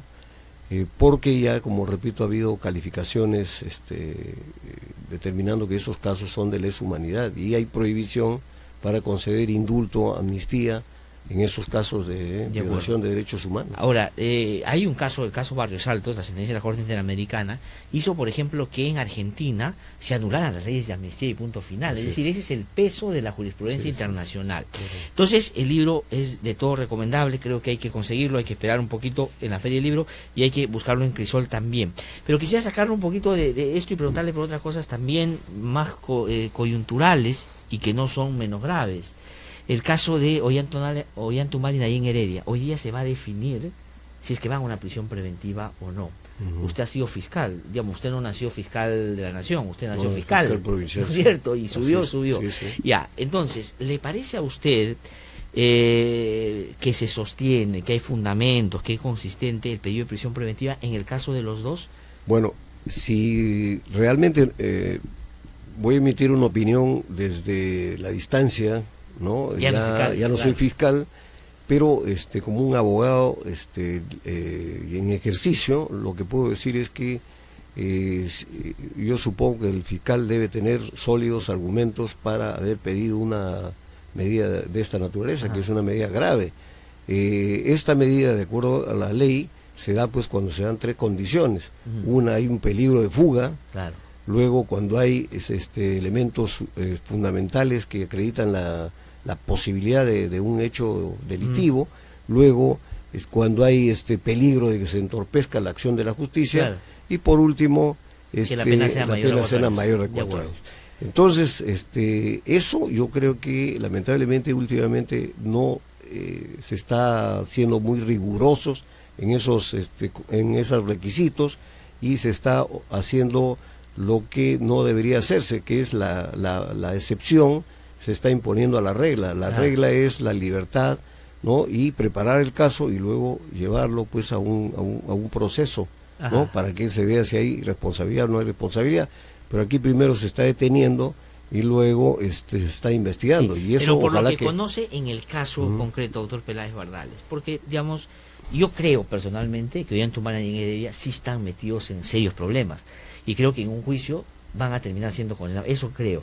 Pero ahorita estamos discutiendo la parte previa al juicio. Es decir, si ellos se han comportado mal durante la investigación, van a prisión preventiva. Pero si han colaborado, ¿no es cierto?, no deberían ir a prisión preventiva. Justamente eso es lo que digo, ¿no? Pero en el caso concreto, ¿cree usted que debería, no? Bueno, realmente yo no conozco los pormenores del caso. Mal haría en adelantar o señalar un camino, pero yo desde mi posición veo que en algunos casos se está haciendo un excesivo abuso de esta medida de las detenciones preventivas. Lógicamente que si hay elementos, esto tendría que... Sí, claro, hoy día se discute, ¿no? Hoy día se discute, pero ¿cómo se maneja, doctor Peláez Bardales, y acá regreso un poquito al caso Fujimori, la presión que hay en estos casos? Porque aquí hay presión de todo tipo, O sea, aquí, si yo veo, por ejemplo, si ahorita se estaría juzgando a Fujimori y Fujimorismo tiene 72 congresistas en el Congreso, no es que uno dice no es importante, digamos, de todas maneras uno mira por la ventana, los medios de comunicación, los abogados, los editorialistas, todos opinan, y eso significa, y si hay un juez, un fiscal que no tiene las cosas claras, puede... ¿Cómo se maneja eso? ¿Qué recomendación daría en torno a cómo manejar estos casos? Sí, lamentablemente la opinión pública y la prensa juega pues un papel importante en este tipo de procesos, ¿no? Y muchos jueces y fiscales un poco se inclinan a la presión que sienten venir desde los órganos de prensa, ¿no? Y también los órganos políticos que declaran a la prensa. Entonces yo creo que el fiscal tiene que tener, y el juez también, mucha ponderación, mucho equilibrio, mucho dominio de sí mismo para poder sortear este tipo de situaciones y no dejarse influenciar, porque si no, ya la justicia se convierte pues en un elemento de presión y de obediencia a lo que dice la opinión pública y dicen los medios. El brazo persecutor de algunos a favor de algunos intereses. Otra cosa que preguntan en las redes tiene que ver con otra cosa. El caso Alan García, lo que se dice es que a Alan García se le protege en el sistema de justicia y que Alan García tiene un trato VIP, es decir, a él no le pasa nada. Yo tengo acá, voy a hablar un ratito con Pedro Cateriano, un caso, y uno lee el libro y dice, oye, digamos, si esto fuera verdad, todo debería estar preso Alan García, pero no está preso. Es una discusión más política, pero lo que quiero decirle es, y se decía en algún momento cuando usted era fiscal de la Nación, que usted ayudaba mucho al APRA, porque usted tiene una cercanía con el APRA, en el sentido de que tiene familia, eso no es una novedad además, y que usted terminó protegiendo a Alan García y protegiendo a los apristas y cerrando la posibilidad de investigar, por eso que hoy es más difícil entrar a los casos que se originaron en el caso en la época de García. No, yo rechazo totalmente esas aseveraciones. En el caso que me tocó investigar como fiscal de la Nación por mandato de la Constitución era el delito de enriquecimiento ilícito, enriquecimiento ilícito que pudo haber tenido el señor Alan García. Cuando se hizo el balance, porque esto se somete a un peritaje contable y se tienen los ingresos y los egresos, establecimos que no había diferencia alguna entre ellos y estos. O sea, no había desbalance patrimonial. Frente a eso no quedaba otra cosa que archivar el caso, como lo hice también en el caso del señor Toledo, cuando investigué el delito de enriquecimiento ilícito, lo que era una figura completamente diferente al lavado de activos que por la que sigue investigando, y ha sido, inclusive hay un mandato de detención contra él. Esa es la figura. Yo no investigué al señor Alan García por otro delito. Pero Además, ahora no en me el caso, competía. por ejemplo, Lavallato, ¿no es cierto? Porque el señor Barata, que ha sido la fuente principal para que le pase a Humala lo que le ha pasado y para que le pase a Toledo lo que le ha pasado, y Barata ha decidido ya no colaborar. Ha dicho, ahora ya no voy a hablar. Y justo cuando se encuentra en una agenda del señor Odebrecht, los nombres de Keiko o las anotaciones AG, que digamos todos creemos que puede ser Alan García, porque si hablan de los presidentes, salvo, ayer escuchaba una broma en la radio que decía salvo que sea ají de gallina, no creo, ¿no es cierto? AG tiene que ser Alan García, pero ya no va a poder hablar sobre el caso García, otra vez se va a salvar. Lo que pasa es que los testimonios, en este caso de Barata, se han devaluado mucho, se han manoseado, y entonces ahora ya no sabemos si será cierto lo que ha dicho o es mentira lo que ha dicho. Entonces, por eso que también el señor Toledo se está amparando en eso y prácticamente está haciendo perder atención a las declaraciones de Barata. Ajá. Entonces yo creo que aquí lo que tiene que hacerse la Fiscalía es profundizar más, tratar de entablar nuevos contactos con la Fiscalía de Brasil para poder lograr toda la información que sea necesario y poder procesar a todas las personas que están involucradas. Incluidos esos casos que le menciono. Incluidos esos casos, sí, claro, por supuesto. Porque, claro, da la impresión de que si uno ve la encuesta que tengo que terminar ahorita, encuesta que salió hoy día sobre el tema de corrupción, bueno, la gente dice Toledo, corrupto 92%, en fin, Humala 99%, Alan García también en ese porcentaje, pero sin embargo Alan García está tranquilo en Madrid, viene, opina, hace su, en fin, no pasa nada, y nadie está investigando ese caso. ¿El APE maneja el Ministerio Público? ¿Tiene influencia? No. ¿Tiene capacidad de poder direccionar alguna cosa? Jamás, nunca. Es más, yo creo que ningún fiscal aceptaría, por ejemplo, una recomendación por más fiscal de la nación que exista, que haya, una recomendación en tal o cual sentido y políticamente hablando menos. Yo tengo una formación desde el año 1981 en que el Ministerio Público se creó como órgano independiente y he seguido los pasos de mis maestros que han sido los primeros fiscales de la nación. Y ellos jamás de los jamases llamaron a un fiscal para decirle, oye, tú tienes que hacer esto, tú tienes que hacer el otro. Nunca. De acuerdo. Doctor Pérez, tengo que terminar y tengo 20 segundos.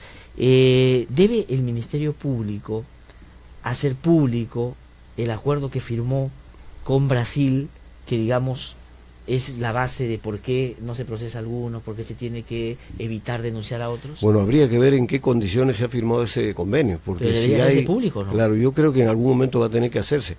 Lo que pasa es que parece que Brasil ha condicionado, bueno, te doy esto, pero tú no lo haces público. ¿Y le parece correcto a usted eso? Lamentablemente esas son a veces uno tiene que sujetarse a unas reglas que... Pero debería hacerse público. Debería hacerse público. Doctor José Antonio Pérez, le agradezco muchísimo por haber venido. Vamos a tener oportunidad para seguir conversando y voy a seguir recomendando. Espero que leas el libro. Lo voy a leer con atención. El libro se va a presentar en la feria del libro que ya se inaugura próximamente el día 2 de agosto. 2 de agosto a las 7 de la noche en la Feria Internacional del Libro, en la sala Silva Alegría Bazán. Ahí sí voy. Que además mi padre era pariente de Silva Alegría Bazán, así que me ha tocado en esa sala presentar el libro. Le agradezco mucho. Muchas gracias. Que le vaya muy bien. Una pausa y regreso. Que no te cuenten cuentos, el Diario 1 te cuenta la verdad. Compra el Diario 1. 1, el diario oficial de la realidad peruana. Este programa es presentado por Mediacor.pe. Continúa con la información, cultura, entretenimiento y música a través de radiosanborja.com. ¡Felices Fiestas Patrias! Les desea Mediacor. Ahora, toda la información de actualidad nacional e internacional, empresarial, miscelánea y más, la podrás encontrar en www.rci.com.pe, Radio Canal Identidad. También podrás escuchar y ver los diferentes programas informativos y musicales bajo la producción de Mediacor, RCI, Radio Canal Identidad. Todo lo que buscabas en un solo portal.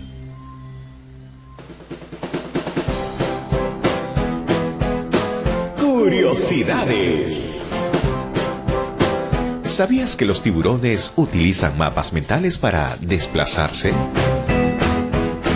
Científicos de Estados Unidos determinaron esto después de analizar datos procedentes de tiburones tigre, a los que se les había colocado transmisores acústicos, y de esta forma descubrieron que esta especie de tiburón siempre toma caminos directos de un lado a otro. Los investigadores expresan que esta conducta muestra una gran capacidad para registrar mentalmente mapas de sitios clave. Curiosidades.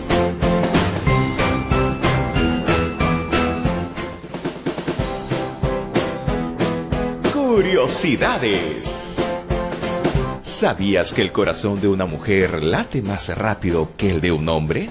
Así es, los corazones de las mujeres laten más rápido que los de los hombres, debido a que el órgano femenino es más pequeño y por tanto tiene que compensar su tamaño. En promedio, el peso del corazón de un hombre es de 275 gramos y 250 gramos en la mujer. La frecuencia cardíaca promedio de una mujer adulta es de alrededor de 78 latidos por minuto, 8 latidos más rápido que la frecuencia cardíaca promedio de un hombre adulto. Curiosidades.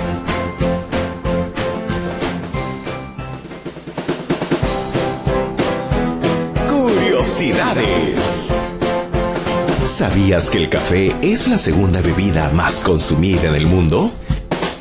Sí, está solo por debajo del agua. El café es la segunda bebida más ingerida en el mundo. Y la razón también es porque, curiosamente, es la segunda mercancía comercializada en el mundo, después del petróleo.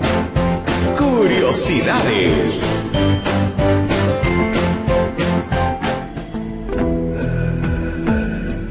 Presentamos Lo Nuestro es Primero. La quina se ganó la fama de planta milagrosa en 1630, cuando la condesa de Chinchón, esposa del virrey del mismo nombre, enfermara con malaria y fuera salvada por la planta enviada por un funcionario. Poco después, los jesuitas crearon un monopolio mundial de la quina, que fue denominada el segundo árbol de la vida. Desde entonces la malaria solo puede ser combatida con la quinina, principio activo producido por esta planta. El árbol de la quina, elegido hace casi 2 siglos para representar nuestra riqueza vegetal en el escudo nacional, es actualmente una especie en peligro de extinción. Acabamos de escuchar Lo Nuestro es Primero.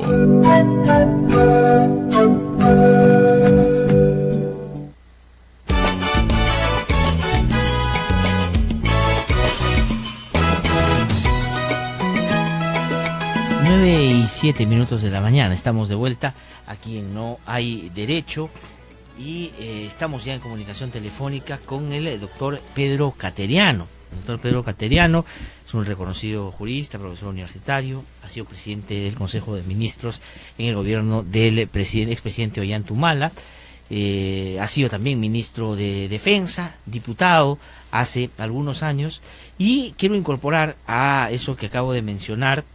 Ha escrito o se ha publicado en su segunda edición El Caso García, lo ha publicado Planeta en un conjunto de libros que tiene sobre Memoria Perú, y es un libro, debo decir, no solo bien escrito, sino muy documentado, pero que además ha sido súper exitoso, ha sido uno de los libros más vendidos en los últimos tiempos, que ha merecido una segunda edición, que además el prólogo lo ha escrito Rosa María Palacio, se presentó hace algunos días.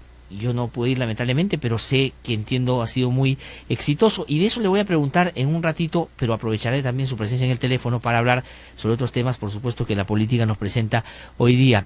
Doctor Pedro Cateriano, es un gusto saludarlo, muy buenos días. Muy buenos días. Muy amable, gracias por contestarnos esta mañana. Quisiera comenzar por preguntarle por lo que ayer ha sido el diálogo entre el presidente de la República, Pedro Pablo Kuczynski, con Keiko Fujimori, lideresa de Fuerza Popular, y constituye en los últimos tiempos con un poder del Estado, según la carta que le envió al presidente de la República, sobre todo la segunda. Le pregunto, ¿qué le ha parecido el encuentro? ¿Le ha parecido bien por lo que han dicho, por la manera como se han expresado, por los temas que han dicho van a más adelante materializarse en algunos hechos concretos a favor del país? ¿Lo ve como positivo? Bueno, todo diálogo en un sistema democrático hay que destacarlo. Ujú. Y como gesto político de ambos también. Ahora, lamentablemente, esta conversación ha sido un poco tardía. Vamos a ver si van más allá de los gestos políticos y del teatro montado el día de ayer, porque yo me preguntaría, por ejemplo, Fuerza Popular va a cambiar su beligerancia en el Congreso de la República. Fuerza Popular va a seguir acosando a los ministros. Fuerza Popular va a seguir obstruyendo la labor del Ejecutivo. Eso es lo que hay que preguntar. Ujú. Ahora, pero si uno le pregunta eso a Keiko Fujimori, digamos, si uno le preguntara eso hoy a Keiko Fujimori, ella va a contestar diciendo ¿cuál beligerancia? ¿Cuál acusaciones? ¿Cuál obstruccionismo? Porque ellos no han reconocido, si no entienden que esa es su labor fiscalizadora en el Congreso de la República. Mire, la democracia es el respeto de las formas. Para empezar, los congresistas de Fuerza Popular ni siquiera cumplen con las elementales normas de cortesía y de buen trato. Nunca hemos llegado a un nivel de maltrato a los funcionarios públicos. Hemos observado cómo interrogan al ministro del Interior, cómo trataron a la doctora Revilla, ¿no? Entonces, los modales también son importantes, porque respetos guardan respetos. Pero también el fondo, es decir, el debate político, el ataque a los niveles que ha llegado. Tampoco recuerdo yo que, por lo menos en los últimos parlamentos, se haya desarrollado de esta manera. Ujú. Incluyendo al gobierno. Tampoco recuerdo esa acción política selectiva de Fuerza Popular. Todo contra los adversarios políticos, nada con los de mi grupo. Uh-huh. Vemos, por ejemplo, con escándalo, como el señor Joaquín Ramírez no ha sido sometido a una investigación parlamentaria. Como el señor Klimper, a pesar del escándalo del audio durante la campaña electoral, no solo no ha sido investigado, sino que este Parlamento lo premió designándolo director del Banco Central de Reserva. Y así sucesivamente, que podría pasar la mañana. Sí, doctor Cateriano, y sobre el último personaje político que usted ha mencionado, el señor Klimper, porque Keiko Fujimori fue la que pidió que no fuera una reunión entre dos, sino por lo menos entre cuatro, y cada uno llevando a alguien representativo de su sector político. Y se fue justamente con el señor Klimper. O sea, el señor Klimper no solo fue un personaje que en la campaña le generó un problema y creo que hizo finalmente perder a Keiko Fujimori la elección, luego fue premiado, como usted dice, pero ahora lo lleva a una reunión al máximo nivel. Desde su punto de vista, ¿qué significa eso? Que no tiene otros cuadros, que confía mucho en él, que lo quiere reivindicar, es una provocación. ¿Cómo ve ese hecho concreto? Yo lo veo como una magnífica noticia, porque quiere decir que si Keiko Fujimori no se ha dado cuenta hasta ahora que este grupo que la asesora la ha llevado a 2 derrotas consecutivas, como lo reconoce su propio hermano, el congresista Fujimori. Eso, para los adversarios de la legataria de la dictadura de Fujimori y Montesinos, es bueno, porque ese estilo lo va a seguir practicando. Ajá, o sea, ¿usted cree que ella, al reafirmarse en ese sector y darle relevancia a personajes más bien cuestionados, lo que hace es reivindicar lo que los que están del otro lado, dentro de los que yo me incluyo en términos, digamos, por la historia del fujimorismo, pues es beneficioso que sigan así, que sigan ellos mismos mostrándose como son, diría usted? Pero curiosamente también el presidente de la República, pudiendo haber asistido con el presidente del Consejo de Ministros o el secretario general de su partido, también concurrió con Vizcarra, Sí. que fue víctima del ataque político de Fuerza Popular y específicamente de Keiko Fujimori, como diciendo, tú me pones a Klimper y yo también te pongo a Vizcarra. Ajá. O sea que el argumento se podría utilizar curiosamente en ambos O lados. sea, sí, o sea que ha sido un diálogo entre Chinchero con el chuponeo, con digamos, con el audio editado, más Con o la menos. edición, con la edición. El Chinchero con la edición. Mire, pues, yo no lo había visto desde esa perspectiva. Ahora, pero ¿cree que va a ser, en términos concretos, productivo? Los temas de los cuales ellos nos han contado, han conversado, son los relevantes. ¿Cree usted que es posible que la actitud de ambos cambie, sobre todo la del fujimorismo? Mire, yo no creo, por ejemplo, que Pedro Pablo Kuczynski, el presidente, vaya a cambiar. Él tiene unas formas, tiene un estilo dialogante, un carácter campechano, sencillo. Del lado de él no ha nacido el pleito. El problema ha sido que Keiko Fujimori se ha demorado 11 meses, más de 11 meses en digerir su derrota electoral. Y esta parálisis económica del país, esta inestabilidad política que ha generado el Congreso de la República con sus acciones, naturalmente la han hecho repensar su estrategia política. Ajá. Sobre todo a raíz, creo yo, de las intervenciones de su hermano congresista, que muy claramente manifestó semanas antes o días antes estos hechos. Sí. Es decir, prácticamente responsabilizando a Fuerza Popular de la parálisis económica e inestabilidad política del país que viene aconteciendo fundamentalmente por responsabilidad del accionar de Keiko Fujimori. Sí, ¿y cree usted que Kenji Fujimori ha sido finalmente el que ha empujado a morigerar o a cambiar de actitud a Keiko Fujimori? Por lo menos, digamos, en las formas iniciales, porque no sabemos, como usted dice, si en la práctica lo va a hacer. Pero además le pregunto sobre Kenji, porque claro, Kenji empieza también a entusiasmar a un sector inclusive de adversarios al Fujimorismo, porque algunos lo ponen en la calidad de quien va a partir al Fujimorismo, pero ya dijo que el punto número 1 de su agenda es sacar a su padre de la cárcel. Bueno, yo al congresista Fujimori no trato con la confianza que usted le dispensa, ¿no? Ni que la prensa que está a su servicio o que le es adicta tampoco. Ajá. El congresista Fujimori cumple un papel, defender a su padre. De acuerdo. Y esa ha sido la razón de ser de la organización política del fujimorismo permanentemente.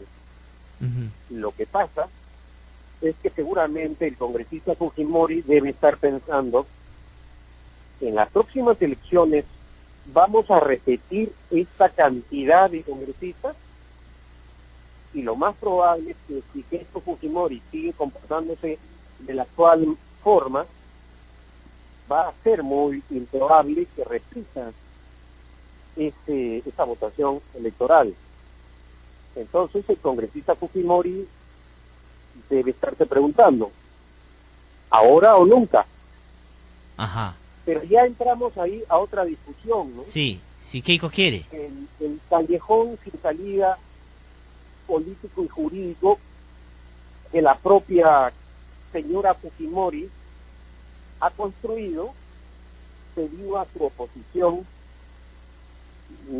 para que se tramiten en el Congreso leyes que podrían abrir la vía legal para que el ex dictador tenga, por ejemplo, un arresto domiciliario. Ya, porque pero, ella ha cambiado de parecer, ¿no? o sea, ella no Antes, quiere por que... ejemplo, por sus actos da esa impresión. Ajá. Y ese es el problema probablemente principal con el hermano, que uno quiere y ella no quiere porque la puede desfavorecer en el liderazgo que ella tiene ahora. Entonces, ¿pero usted cree que el indulto, por ejemplo, no se ha conversado ayer? Además, el problema es el siguiente. El presidente de la República, cuando fue candidato, prometió expresamente no indultar al ex dictador. Y actualmente el presidente Kuczynski, si hay que destacar un aspecto positivo de su acción de gobierno, es por ejemplo el haber liderado a nivel de América Latina la lucha contra la dictadura de Maduro. Exactamente. Y está muy bien eso, claro. Resultaría incoherente que internacionalmente el presidente Kuczynski enfrente a esa dictadura e internamente indulte al ex dictador. Sí, pues, sí, yo... Al margen de los problemas que hay, ¿no?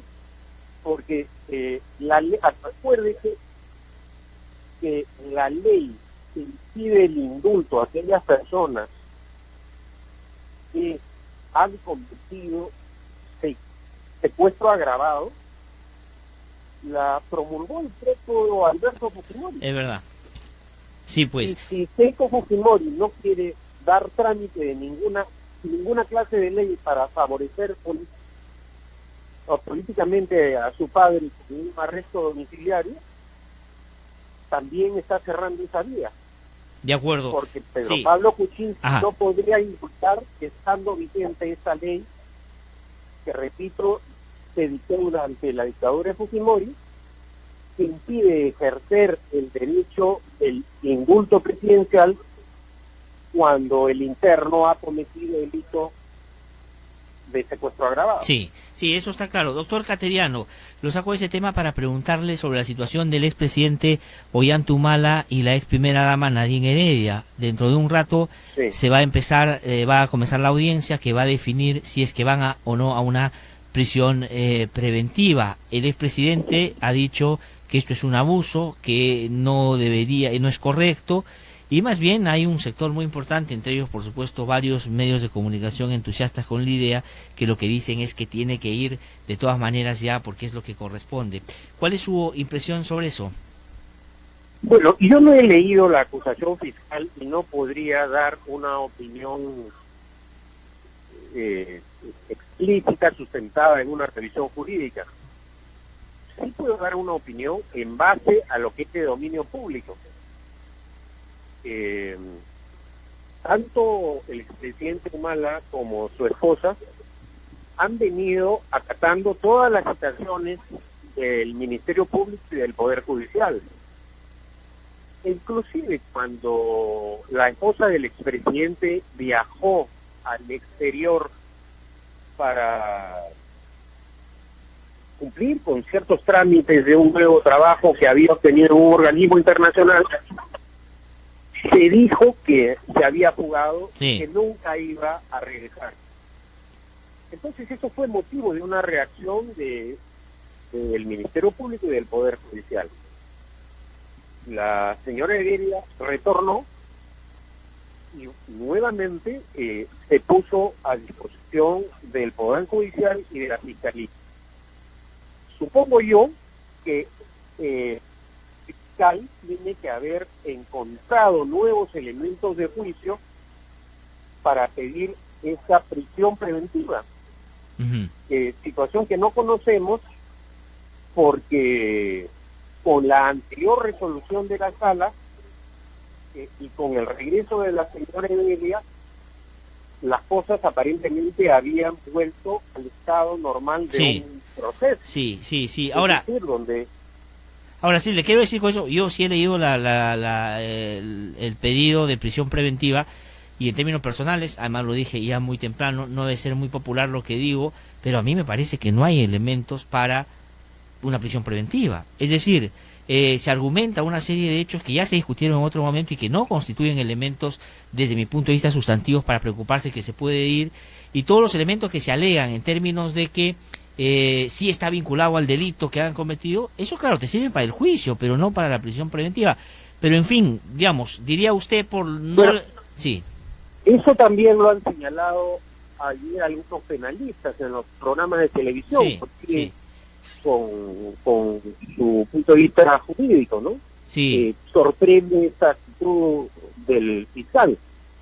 Porque efectivamente, yendo al fondo del asunto, y esto es algo que ya lo he mencionado anteriormente, el Código Penal no establece como delito el percibir donaciones en campaña electoral.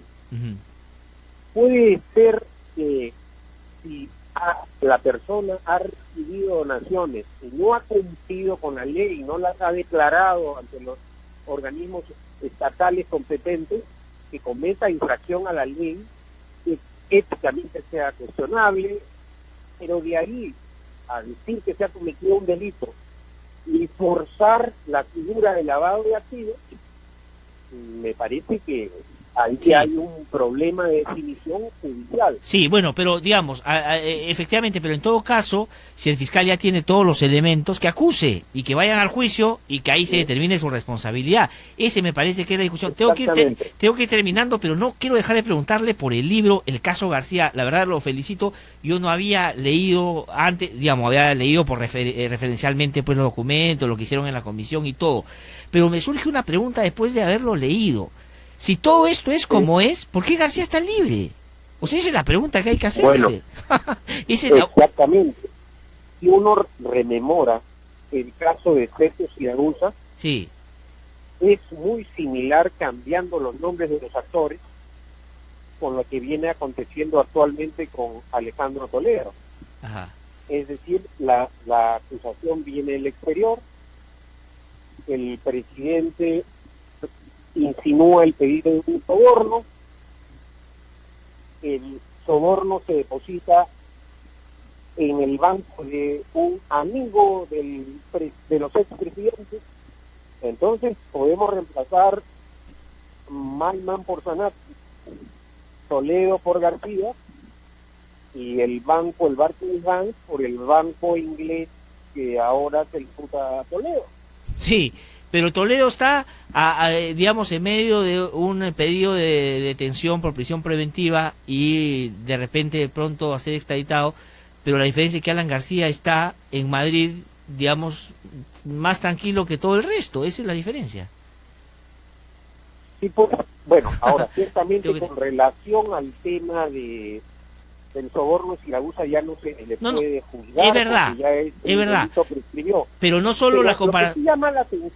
Lo que sí llama la atención es el criterio legal que aplican los fiscales y jueces, que no es similar para todos, ¿no? Sí, pues. Porque cuando llega una noticia de Brasil, el propio Marcelo Odebrecht, que dice que también dieron dinero a las campañas de Lapra y de Keiko Fujimori, no pasa nada. Y volvemos al escenario en el Parlamento.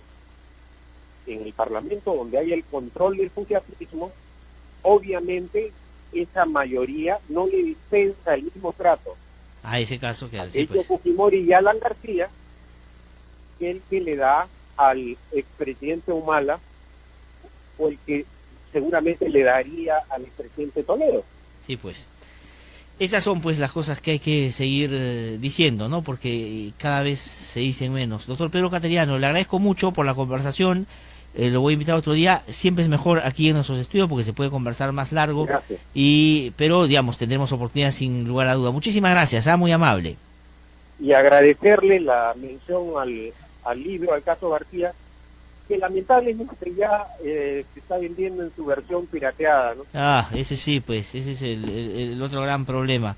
Pero ha tenido un éxito editorial muy importante y la verdad que creo que con razón, porque no solo está bien escrito, sino súper documentado, y creo que es de lectura obligatoria para cualquier persona que quiera entender estas claras diferencias que hay en el trato de unos frente a otros, de la justicia de unos frente a otros, ¿no?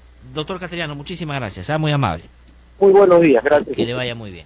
9:28 ya. Vamos a una pausa y regresamos porque el doctor Roy Gates, que fue abogado de Nadine Heredia y Ollanta Humala, está en nuestros estudios.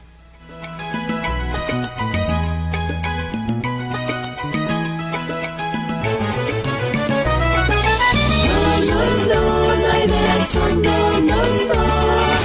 Que no te cuenten cuentos, el Diario 1 te cuenta la verdad. Compra el Diario 1. 1, el diario oficial de la realidad peruana.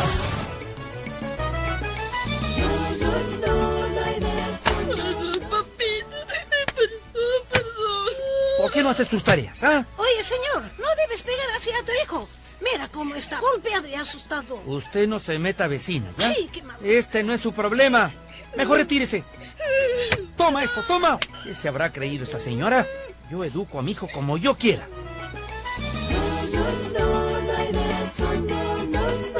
El castigo no educa, solo asusta. El niño que obedece con temor, de grande, no podrá defender sus derechos. Conversando entiende la gente, y los niños también. Porque no hay derecho.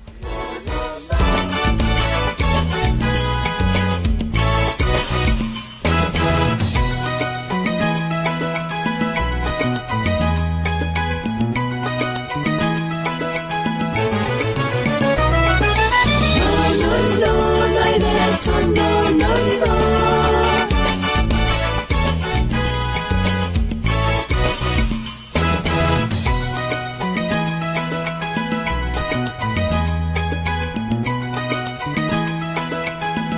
9:30 de la mañana, estamos de vuelta aquí en No Hay Derecho. Lo anuncié antes de irme a la pausa.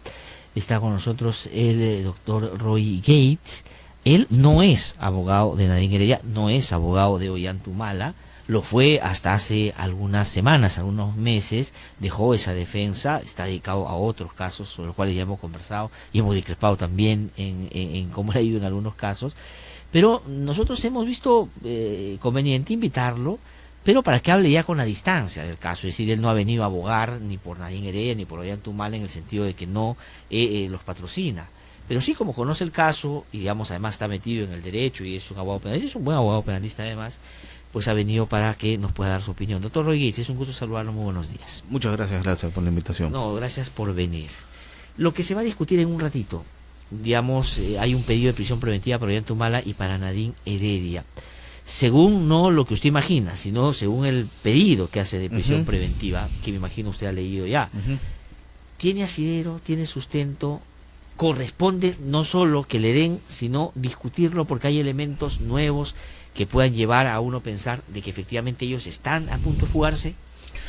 Bueno, yo creo que es importante recordar que hace aproximadamente 4 meses comenzó una discusión por el viaje de la señora Nadine Heredia hacia Suiza.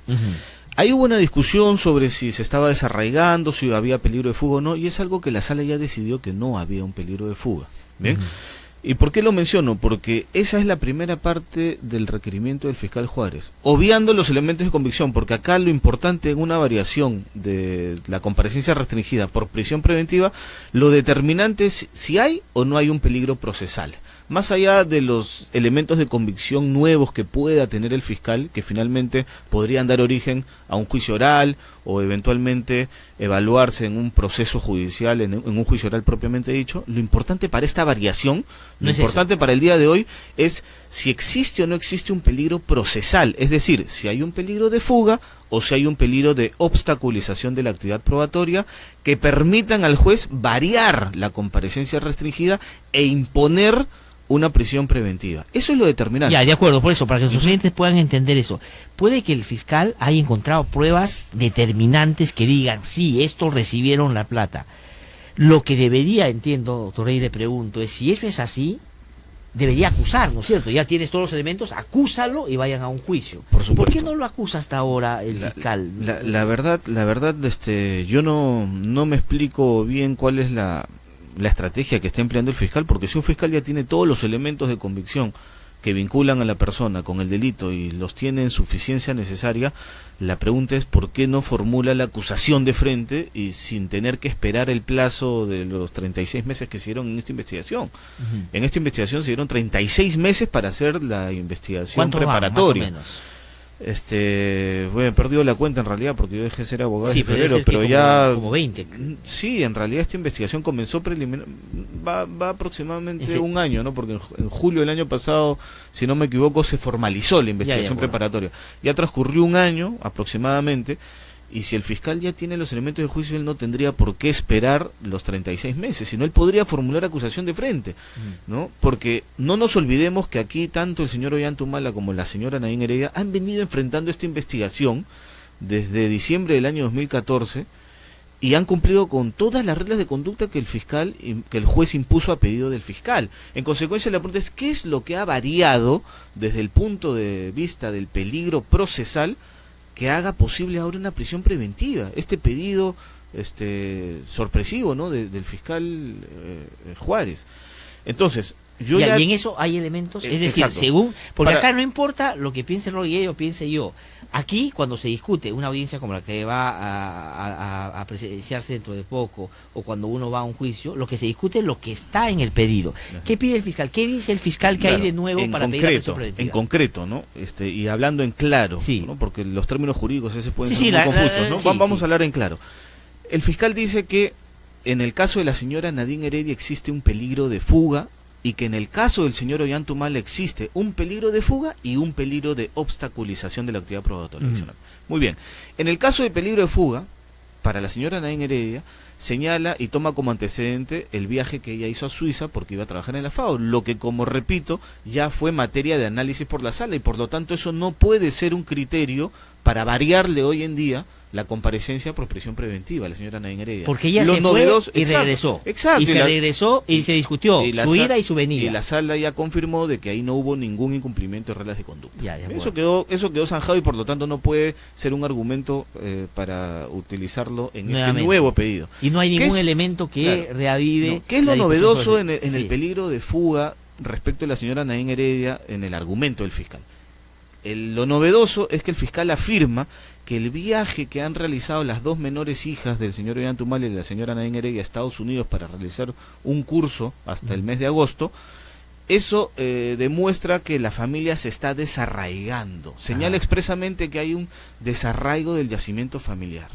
¿Y eso qué significa? ¿Una traducción para...? Claro, eso lo que el fiscal está diciendo es que eso implica o son indicios de que la familia está preparando una fuga. O sea, está fugando por partes. Primero van las niñas, después va...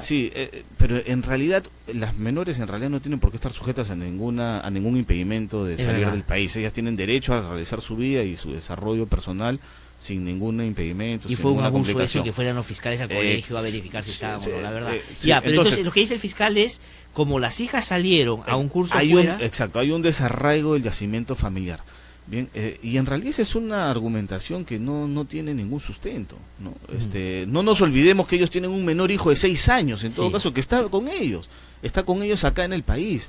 No nos olvidemos que ellos son los que sustentan los gastos de sus hijas. Sus recursos no salen del extranjero, salen de aquí del país. O sea, ellos continúan teniendo aquí un arraigo, y está acreditado con los pasajes y con el curso que están llevando, que las menores van a regresar en agosto. En consecuencia, eso se informó al juzgado también, desde lo que nosotros hemos podido tomar conocimiento, se informó al juzgado sobre este viaje. En consecuencia, ese argumento para variar por una prisión preventiva en realidad no tiene ningún asidero. Bien, pero también dice el fiscal que lo que dieron es otorgaron un poder a una de sus primas, que después revocaron el poder, pero que dice el hecho de solo haberle dado el poder a una prima para que pudiera llevar a sus hijos pero no nos dentro del país o fuera, ya es un elemento que buscaría... No nos olvidemos en qué contexto se dio ese poder. Ese poder se dio cuando la señora Nadine Heredia viajó a la FAO, a Suiza, viajó a Italia, para después ir a Suiza, para asumir su cargo en la FAO. En ese contexto se dio el poder tanto al señor Ollantumala como a la prima de la señora Nadine Heredia. Para que fueran a visitar para que puedan ir a visitarla. Y en consecuencia no puede interpretarse ese poder como un peligro de fuga de toda la familia. Pero en todo caso ese poder fue revocado. Y tampoco fue utilizado como un argumento del fiscal en su momento, pero eso fue analizado. Ahora, pero el fiscal lo que dice, que tengo acá el pedido, dice que si bien es cierto se revocó, pero el hecho de haberle otorgado inicialmente a él le genera la sospecha de que puede efectivamente... Para la sala el otorgamiento del poder no implica un peligro de fuga. El fiscal nuevamente está utilizando el argumento. Pero ojo, ¿no? El juez que va a resolver la causa hoy también tiene que tener en cuenta lo que la sala superior, la sala de apelaciones, ha resuelto. Es decir, el argumento de Suiza, del poder, desde mi punto de vista, no puede volver a ser utilizado. O sea, el juez podría decir, yo no voy a discutir ese tema porque ya está zanjado. Exacto, lo único novedoso en cuanto a Nadine Heredia, en el supuesto peligro de fuga, es de que las hijas viajaron. Sí. Eso en concreto. Bien, en cuanto al señor Ollantumala, se menciona lo mismo en cuanto al peligro de fuga y agregan en el peligro de obstaculización de la actividad probatoria unos audios que fueron interceptados en el año 2011, en donde según el fiscal se demostraría que el señor Ollantumala podría comprar testigos porque señala expresamente que al parecer, y esa es la expresión que utiliza el fiscal, al parecer en esos audios se estaría tratando de personas vinculadas al proceso Maremia. Es decir, para el fiscal tampoco está claro de si esos audios pertenecen a un supuesto caso en específico, ni a supuestos testigos que habrían declarado en un proceso. Ya, eso ya no apunta al peligro de fuga, sino de obstaculización de la justicia. Lo que dice para el señor fiscal, Ollantumala. Claro, para el señor Ollantumala. Ollantumala dice, como él tiene, para decirlo de alguna manera, la costumbre de coaccionar testigos y de hacer de que cambien de versión, lo puede hacer, y de hecho lo está haciendo, con algunos que aparecen como aportantes del Partido Nacionalista y que no lo han sido, ¿no es cierto? Es un poco la idea que estaría detrás de la sospecha que él tiene. Sí, exacto, es un poco la idea, pero aquí yo diría dos cuestiones, un aspecto formal y un aspecto de fondo, ¿no? En cuanto al aspecto formal, que es lo que menos puede gustar a la gente quizás, habría que ver pues si respecto a estos audios existe una investigación, porque hasta donde yo tengo entendido no se ha determinado a qué proceso corresponden, no se ha determinado si la persona de la que se habla ahí en efecto ha sido un testigo que ha declarado en un caso o no. Eso es en cuanto al aspecto formal, pero en cuanto al aspecto de fondo es importante que el fiscal en su requerimiento no menciona cuál es ese supuesto testimonio que faltaría tomar, respecto del cual existe un criterio por parte de la Fiscalía de que supuestamente el señor Ollantumala podría interferir. O sea, no los menciona. ¿Cuál es aquel testimonio que le falta recabar al fiscal? Claro. Y acaso de los que podría estar manipulado por Ollanta. Y de las cientos de personas que han declarado como testigos en este caso, ¿existe uno siquiera que pueda decir que ha recibido algún tipo de presión, de ofrecimiento por parte del señor Ollantumala? Ninguno. Entonces eso porque no aquí lo no menciona, ¿no es se cierto? puede hablar etéreamente, hay que aterrizar en el caso en concreto, y el fiscal tendría que decir, yo considero que el peligro concreto en este caso está fundamentado por tal motivo y se trata de estos posibles testigos. O sea, estos posibles testigos fueron coaccionados por el señor Ollantumala de esta manera, y eso me hace a mí creer de que lo puede hacer con otros y distorsionar el proceso. Ese es un poco lo que debería el fiscal sustentar. Ahora, puede que el fiscal no lo haya puesto acá tan explícitamente y que hoy día en la audiencia sí mencione los nombres y diga estos son los casos. Lo que se discute es lo que va en el requerimiento escrito en realidad, ¿no? Lo que pasa es que existe la mala costumbre de introducir nuevas cuestiones dentro de la audiencia. Ya, pero si es costumbre, es posible. O sea, todo es posible en realidad, porque nuestro proceso ahorita, que como es el proceso oral, en realidad el juez muchas veces toma en cuenta aspectos que el fiscal ni siquiera plantea, y el juez de oficio incorpora fuentes de prueba como los twitters, por ejemplo, cuando el fiscal no lo solicita, o declaraciones que uno puede hacer en Facebook, o hasta declaraciones que uno hace en canales de televisión, o podrían utilizar una declaración que te han brindado a ti como periodista en este set. También lo podría utilizar un juez, y eso en realidad son cuestiones extra proceso que si el fiscal no las incorpora formalmente en la investigación, no deberían ni siquiera ser analizadas, pero ocurre en nuestro país que eso está realizando. Ya, ¿no? pero entonces, si no hay peligro de fuga y el tema de la argumentación o el sustento para decir que puede haber obstaculización de la justicia no es del todo consistente, ¿no es cierto? Porque es, digamos, también intuitiva, dice podría, y no se dice concretamente a quién, cómo y en qué circunstancias considera él que ya está sucediendo, no deberían darle la prisión preventiva. Pero, digamos, la regla ha sido que le den a todos, Concepción Caraguancho, ¿hay un caso que no ha dado prisión preventiva? Bueno, a la señora Nadine Heredia, recordemos que el fiscal Juárez Atoche ya pidió prisión preventiva en una oportunidad frente a él. Nosotros fuimos a discutir una audiencia en donde se iba a pedir, donde se pidió un permiso para que ella firme en Suiza, y sentados en esa audiencia nos notificaron a nosotros un pedido de prisión preventiva que el fiscal había ingresado ese día en la mañana, y se dispuso que se discute en el día el pedido de prisión preventiva. Esa audiencia duró como 14 horas y finalmente Caraguancho en ese caso decidió declarar infundado el requerimiento, que era una variación de comparecencia por prisión preventiva. Y es porque había regresado presentado por Juárez. No, Nadine todavía no había regresado. Es cuando le dice que 10 días para que regrese. Exacto, y le da 10 días para que regrese, y la señora Heredia regresa al sexto día, y lo primero que hace es ir a conversar con el juez para hacerse presente. Esos 10 días que le dio también era un asunto que él se inventó un poco en el camino, porque en tampoco realidad era una cosa que se discutió en la audiencia. Ese es el problema, ¿no? en primer lugar fue algo que el fiscal no lo requirió. Sí, el pues. fiscal no lo pidió. Claro. El juez de oficio lo incorporó. O sea, decidió algo que no lo habían pedido. En segundo lugar, no tenía base legal. Sí. Y en tercer lugar, fue excesivo, porque la señora Heredia había firmado un día antes de irse y le quedan 30 días para firmar. Y esto no es que lo digo yo, sino que lo dijo la sala en la resolución en la que confirmó. Ahora, pero inclusive así nadie regresa antes de No, los 10 obviamente días. nadie regresa. Entonces, en ese caso es el único caso que conozco yo que el juez Carguancho ha rechazado un pedido de prisión preventiva. Pero lo que se conoce del juez Carguancho es que él, por lo general, y como resuelve en audiencia, por lo general, siempre otorga los pedidos de prisión preventiva. Entonces ahí hay un problema, si me permites, Glatzer, que es importante tener en cuenta, ¿no? O sea, pongámonos en los zapatos de un juez también, ¿no? ¿Cómo un juez que está presionado por los políticos, por algunos medios de comunicación, que tiene que resolver en audiencia un pedido de prisión preventiva en donde la opinión pública ya condenó a esas personas? ¿Tú crees realmente que es posible que el juez actúe con 100% de imparcialidad? Y ojo, y aquí hay un problema mayor que nadie lo discute, y es el tema de la provisionalidad de los jueces.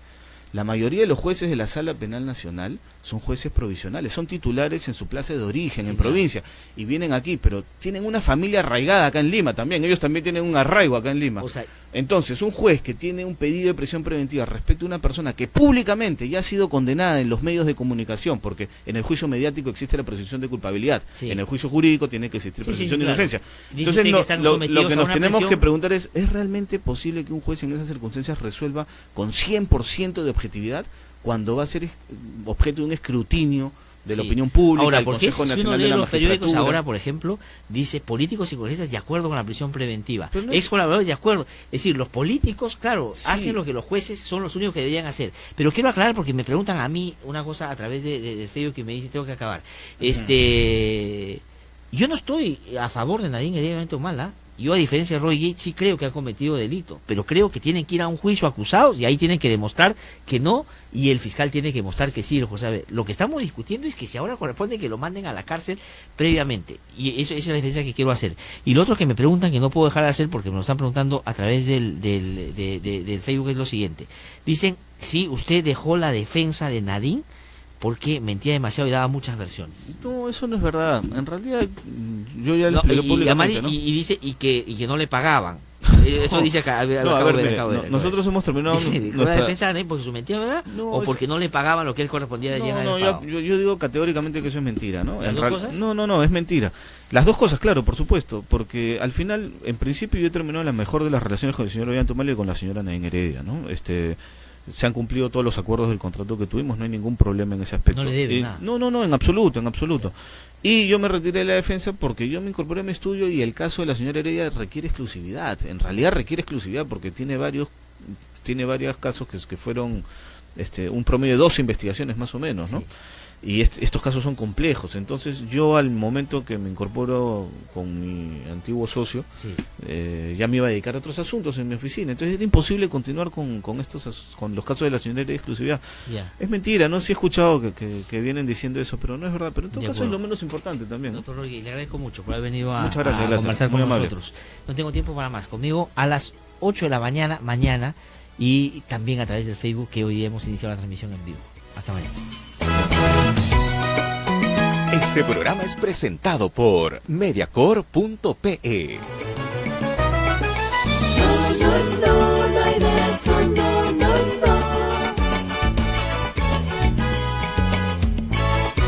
El Instituto de Defensa Legal presentó No hay derecho, un espacio de noticias, diálogo, debate y participación. No hay derecho,